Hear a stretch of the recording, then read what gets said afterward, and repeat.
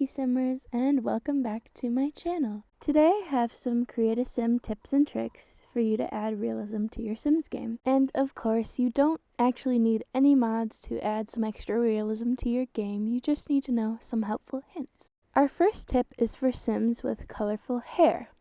So the base game and most of the expansion packs include hairstyles with monotoned and dual tone versions.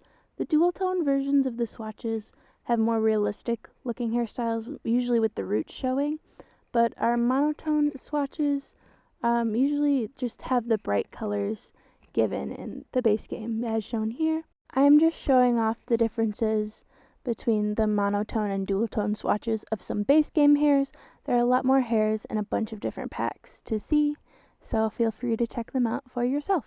While it may not be the most aesthetically pleasing, randomizing your toddler's outfits is a good way to give them a youthful touch. I definitely think this adds quite a bit of realism just in the background because I remember as a kid always wanting to pick out my own outfits, but I never really knew how to match things until I got older. This method is definitely good if you have an independent or silly toddler because I feel like this clothing style of just mismatch everything would definitely fit in with the traits and personalities of those two. There are a few outfit categories that I think this method may not work so well with, like formal wear.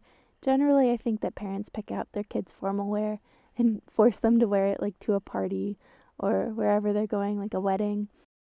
This next tip is pretty quick and easy, and it's just randomizing your Sims traits, their likes or dislikes, and it can work out pretty well if you're struggling to figure out what traits to give them, or you have this problem where you always give them good traits but you want them to have flaws and don't know what to give them. More often than not, I end up randomizing the likes and dislikes of my Sims because when I do it manually, I typically give my Sims way too many likes or dislikes, which can be a huge problem when I get to the music category and don't have anything left to give my Sims an opinion on.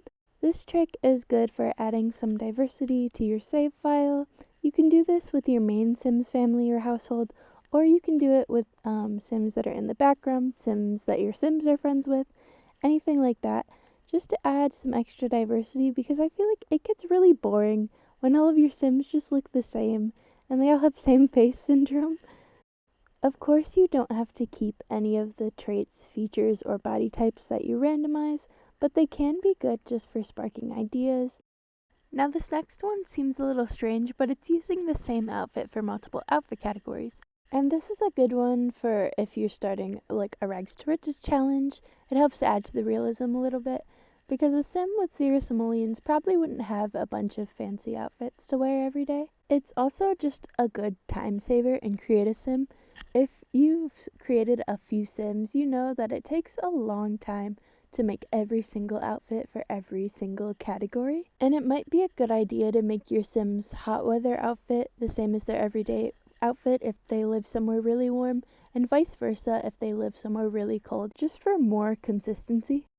And finally, I find using the randomized names really useful because just in general, I'm really bad at coming up with names for Sims. This also helps my Sims have unique sounding names instead of just having names that sound the exact same but are just spelled a little differently. I also find that using the pronoun system helps add some realism, but of course it's not required that you give your Sims any pronouns. Thank you all so much for watching. I hope you found these tips useful. Remember that you are beautiful, you are kind, and you are loved.